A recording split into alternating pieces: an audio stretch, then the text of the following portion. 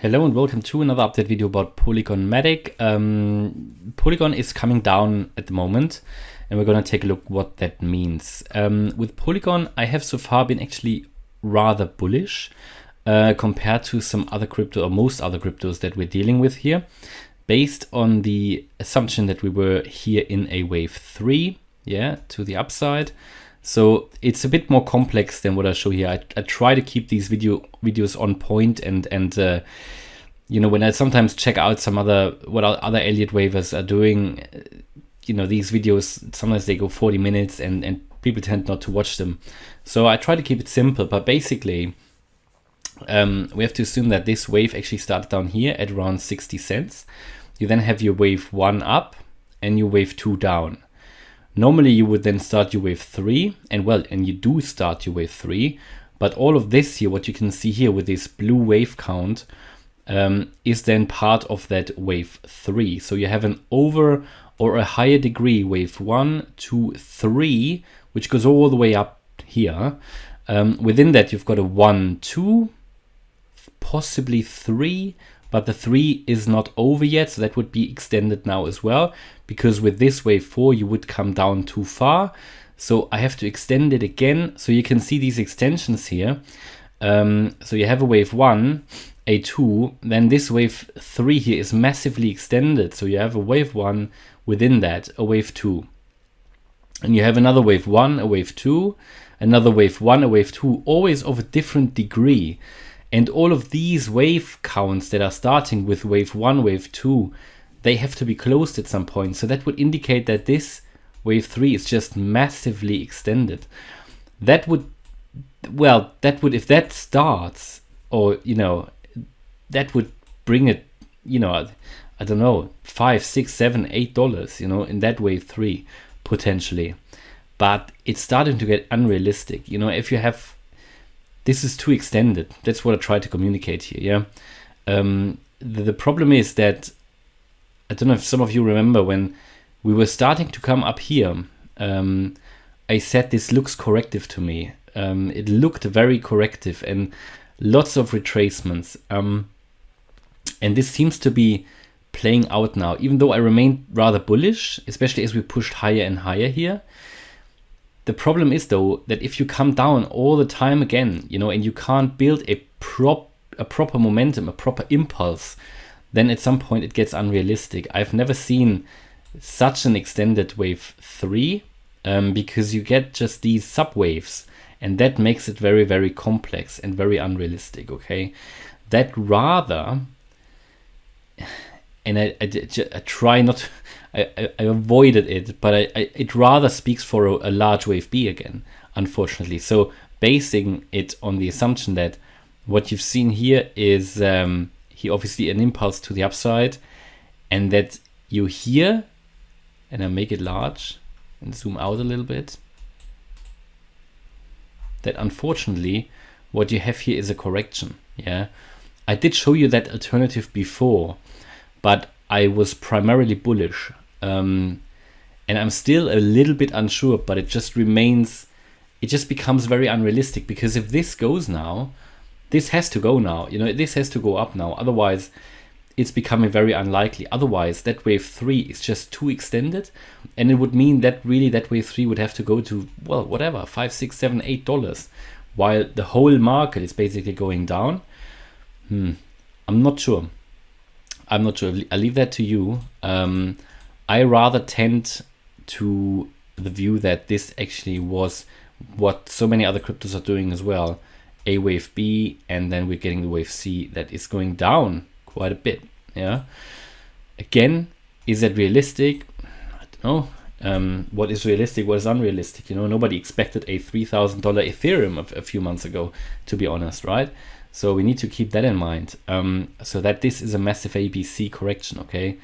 We need to have that on the radar. At the moment, though, we are at a key tipping point here. I mean, so far it has worked out really perfectly. Everybody who's followed my buy and sell orders, or really did or traded alongside with my expectations, would have been able to hit the highs and the lows here. So what we did, we came down here, hit the target area. Only at the top though, but we did. Came all the way up here, hit the target at the low, but we did. Came down, filled the whole target area out, and then came up. And now, you know, it's getting really, the problem is also that this got all the way to the all-time high. It did overshoot it a little bit, like an overshooting wave B. Remember that from Bitcoin, and that could mean that we're now going down. There is one key level of support here where we currently are. You see this ascending trend line. We lost that trend line here. Yeah, that steep one.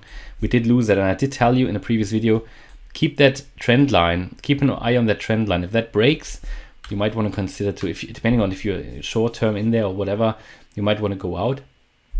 Now that was broken, and we fell expectedly then quite hard to that trend line now. Yeah, we broke the 20 and the 50-day moving averages.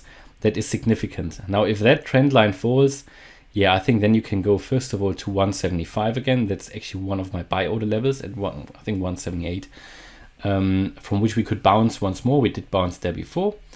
And then we come down once more, probably to that area here. And this is all based on fib levels, yeah. I'm not going to show you each and every fib here, but these target areas are always based on fibs. Come down, possibly here to the 150 level, find support there, significant support. Then you've got another support level at $1, of course, and at 60 cents. But that wave C, though, would go lower. It would go below 60 cents, yeah. That is what this scenario would be. So if the price cannot make another significant move up now, then in my view, and we're breaking that downtrend, so we're at a tipping point. If we're breaking that trend line, we're gonna go down. I think I would say at least here to 175, and then we just need to see how we take it from there. You know, I think if we break that trend line, the chances increase significantly that we're going to go down in that wave C. Unfortunately, at the moment the bull case here is still at play, but it's getting unrealistic. Purely because that wave 3 would just be too much extended. Also, if I take a look at the indicators, it actually just points to the downside. Here we are still in downward momentum on the RSI daily, still scope to the downside. On the MACD as well, and that MACD is scary, the daily. It's just moving down, down, down, no slowing down of the downtrend. Take a look on the 2-day, just crossed bearish, and you have a bearish cross there as well, unfortunately. Yeah, so we did that. Take a look at the 4-day. You're just about to make a bearish cross. I think we just made one. So even that is going to come down further. Looking at the weekly, not even cross bearish. I think that's going to come. And I think there's no monthly chart. But all of that is showing, yeah, it's a bit scary, I must admit. Also, similar to Bitcoin, bearish divergence on the MACD and the RSI, unfortunately. Yeah, couldn't push the RSI higher. Well, maybe we still can, but at the moment it's a divergence. Yeah, making a higher high on the price, but a lower high here on the RSI. So all of that points to the direction of a further sell-off. Yeah, but only if we break that downtrend here. The problem is also this pattern is rather a bearish pattern. What you see here, and depending on which time frame I use with the wicks, it becomes clearer or less clear. What this could be, could be called, you could call it a ascending broadening wedge. So something like this sort of megaphone thingy here, broadening trend lines. It's pretty much like an ascending wedge, a rather bearish pattern. You could see it like that potentially, and that would also push down. Yeah, it just indicates that the sellers have enough pressure to push the price lower potentially. And yeah, I think two options now. It could go up or down. Of course it could, but the message here is that it has become less realistic to really push through here, especially as we have perfectly put a wave B top in there, and from here we could now go further down. Yeah, my buy orders will be triggered soon, potentially for a potential reversal. But the thing is, if we lose that trend line, we could really fall quite a bit here to these previous lows again. And yeah, I mean, the price drop from here to the wave C target, which would be below 60 cents, would be quite significant. So yeah, just want to make you aware of these scenarios here. Primarily, unfortunately, I think primarily I would rather go with a bearish case, as it now is for the other cryptos, and because we have this pattern, we've got the indicators that point rather to the downside. And also, as we failed to push here basically through the all-time high. Yeah, we slightly did, but not significantly, and that is for me then just another wave B, unfortunately, at the moment at least. And yeah, given the indicators, unfortunately that confirms that. Now what we must not forget is that I'm not bearish here generally on MATIC. I'm just bearish on the market at the moment, short-term bearish. After you hit the wave C, it will be massive. You will just shoot up and you can get your 10x, your 20x. Yeah, but that correction needs to be completed. The indicators must come down, and I will become a super bull, you know, when we hit that wave C target here. All right, so hopefully you liked the update. If you did, please smash the like button and subscribe. Thanks a lot for watching. Bye bye.